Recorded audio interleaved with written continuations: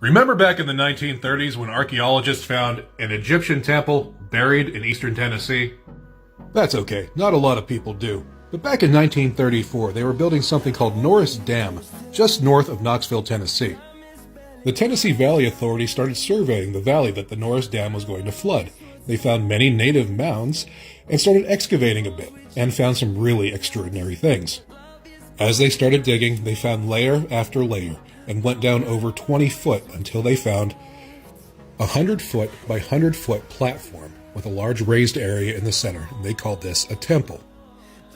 As they dug deeper and deeper, they found multiple skeletons on the site, unlike any that they'd found in the area.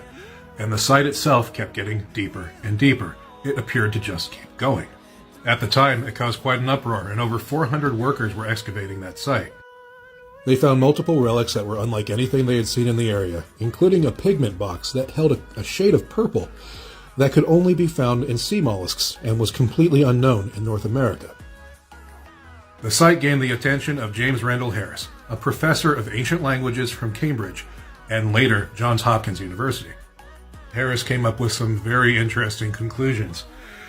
And I quote, "The Hopewell," he writes, "were latecomers who raised the mounds of earth over a much older temple built by pharaonic Egyptian emigres to their most important deities, Isis, the Queen of Heaven, and her husband, Osiris, the god of resurrection." I have his book on order, as well as the 400-page book on the excavation from the Smithsonian, so I'll undoubtedly be speaking about this more in a future video.